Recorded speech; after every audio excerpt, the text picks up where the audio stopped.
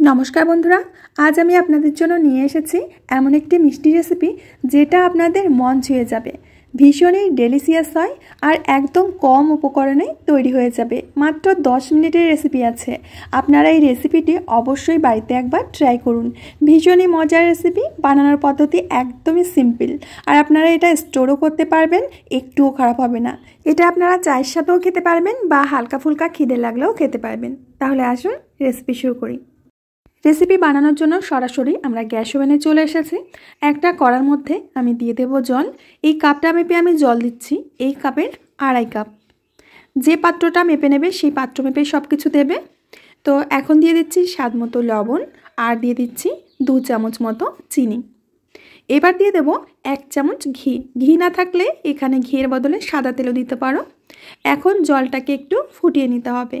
তোমাদের ভিডিও শুরুতেই বলেছি বানানোর পদ্ধতিটা কিন্তু একেবারেই সিম্পল আর সহজভাবে তোমরা বানাতে পারবে। কোনো সমস্যায় পড়তে হবে না, জাস্ট ভিডিওটা একটু মন দিয়ে দেখবে। জলটাকে আমি খুব ভালো করে ফুটিয়ে নিয়েছি। এখন গ্যাসের আঁচটা একদম কমিয়ে দিয়ে দেব ওই কাপেরই 1 কাপ সুজি। তো যেহেতু বলেছি এই কাপ মেপেই সব নিতে হবে, তো এই কাপ মেপেই 1 কাপ সুজি দিয়ে দিলাম। এবার সুজিটাকে একটু নাড়িয়ে নিতে হবে, কারণ না নাড়ালে সুজিটা আবার জমে যাবে। তো সুজিটাকে একটু আমি নাড়িয়ে জলের সাথে মিশিয়ে নিচ্ছি, আর এই সময় কিন্তু গ্যাসের আঁচটা একেবারে লোতে রয়েছে। এবার দিয়ে দেবো ওই কাপেরই 1/2 কাপ ময়দা।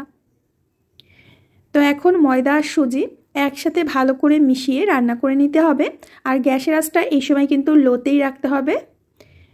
এর সাথে খুব বেশি উপকরণ লাগবে না, আর 2-1টা উপকরণ দিলেই আমাদের রেসিপিটি তৈরি হয়ে যাবে। তো খুব ভালো করে আমি রান্না করে নিয়েছি, আর এখন দেখতে পাচ্ছ সুজিটা একটা ডোয়ের আকার নিয়ে নিয়েছে, অনেকটাই টেনে গিয়েছে। আর এই ডোটা তৈরি হতে মাত্র 2 থেকে 3 মিনিটের সময় লাগে, তার বেশি একটা সময় লাগে না।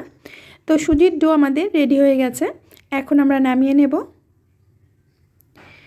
তো একটা থালার মধ্যে আমি সুজির ডোটাকে নামিয়ে নিচ্ছি, আর ঠিক এরকমই একটা শুকনো ডো কিন্তু তৈরি করতে হবে। এখন থালার মধ্যে আমি একটু খুন্তি দিয়ে চারপাশে এইভাবে ছড়িয়ে দিয়ে এটাকে ঠান্ডা করে নেব। বেশ কিছুক্ষণ ফ্যানের নিচে আমি রেখে দিয়েছিলাম, সুজিটা একদমই ঠান্ডা হয়ে গেছে, আমি হাতে ধরতে পাচ্ছি। তো এই সময় এর মধ্যে দিয়ে দেব আমি 4 চামচ মতো সাদা তিল, আর এর সাথে দিয়ে দিচ্ছি কিছুটা এলাচ গুঁড়ো। এতে করে মিষ্টির ফ্লেভারটা খুব ভালো হবে। আর এখানে আমি দিয়ে দিচ্ছি দেখো চিনির গুঁড়ো, যেটা আমি আগে থেকে মিক্সারে গুঁড়ো করে নিয়েছিলাম। মিষ্টিটা তোমরা যেমন খাবে তেমনই দিতে হবে। আর এখানে দিয়ে দিচ্ছি 4 চামচ মতো পাউডার মিল্ক, আর দিয়ে দিচ্ছি সামান্য খাবার সোডা। অবশ্যই সামান্য দেবে, তোমরা দেখতে পেয়েছো আমি একদম সামান্য দিয়েছি। এখন সব কিছু মিশিয়ে এইভাবে চেলে নিতে হবে। চেলে নিলে সমস্ত উপকরণগুলো একসাথে ভালোভাবে মিশে যায়। এবার দিয়ে দেব বড় দানার চিনি। তোমরা দেখতে পাচ্ছ বড় বড় দানার চিনি থাকে যেগুলো, সেই চিনি দিয়ে দিচ্ছি আমি 2 চামচ মতো। এতে করে যখন চিনির দানাটা মুখে পড়বে খাবার সময় খেতে কিন্তু দারুণ লাগে। এবার সব কিছু খুব ভালো করে ঠেসে ঠেসে মেখে নিতে হবে।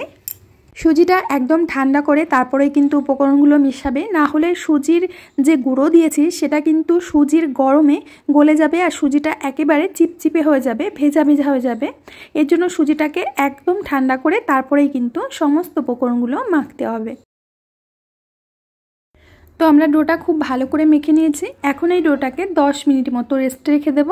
10 মিনিট পর আমি তোমাদের দেখিয়ে দিচ্ছি সুজির ডোয়ের ভেতরটা কেমন জালি জালি হয়ে গেছে, কারণ আমরা এখানে বেকিং সোডা ব্যবহার করেছি, এর জন্যই কিন্তু এরকমটা হয়েছে।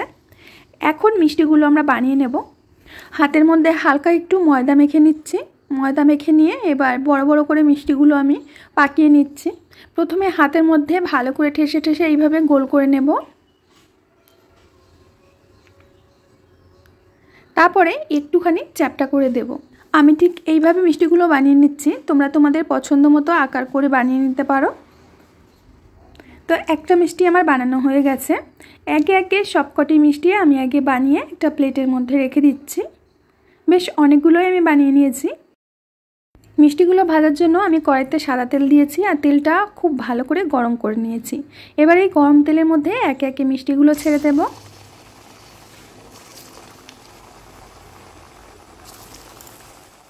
কয়েক সেকেন্ড পর আমি একটা করে মিষ্টি উল্টে দেব, কারণ না উল্টালে নিচেটা আবার বেশি লাল হয়ে যাবে। তো মোটামুটি 20 থেকে 30 সেকেন্ড পর এইভাবে উল্টে দিতে হবে। মিষ্টিগুলো ছাড়ার আগে পর্যন্ত গ্যাসের ফ্লেমটা হাইতেই রাখবে। আর সমস্ত মিষ্টিগুলো দেওয়া হয়ে গেলে তারপরে গ্যাসের ফ্লেমটা মিডিয়ামে করে মিষ্টিগুলো ভেজে নিতে হবে। হাই ফ্লেমে ভাজলে পুড়ে যাবে, ভেতরটা কাঁচা কাঁচা থেকে যাবে। আর লো ফ্লেমে ভাজলে সুজির মিষ্টিগুলো একেবারে ভেঙে যাবে। তো মিডিয়াম ফ্লেমে রেখেই মিষ্টিগুলোকে ভেজে নিতে হবে। তো উল্টে পাল্টে আমি মিষ্টিগুলোকে প্রায় 5 থেকে 7 মিনিট সময় নিয়ে ভেজে নিয়েছি। তো একটা ব্যাচ আমার ভাজা হয়ে গেছে আর খুব সুন্দর একটা কালার এসেছে। আমি তুলে নিচ্ছি। আর একইভাবে পরের মিষ্টিগুলো আমি ভেজে নিয়েছি। তোমরা দেখতে পাচ্ছ একটাও মিষ্টি কিন্তু ভেঙে যায়নি বা ফেটে যায়নি, সবগুলো মিষ্টি খুব সুন্দরভাবে ভাজা হয়েছে। এগুলোকে তোমরা মিষ্টি হিসাবেও খেতে পারো বা পিঠে হিসেবেও খেতে পারো, খেতে দারুণ লাগে। বাইরেটা ক্রিস্পি থাকে আর ভেতরটা থাকে সফট। এক কামড় খেলেই কিন্তু পুরো মনে ছুঁয়ে যাবে, এতটা সুস্বাদু হয়। বন্ধুরা, রেসিপিটা যদি একটুও ভালো লাগে প্লিজ লাইক করবে, কমেন্ট করবে, শেয়ার করবে। আমি আজ এখানেই বিদায় নেব। আবার দেখা হবে নতুন রেসিপির সাথে। সবাই ভালো থেকো।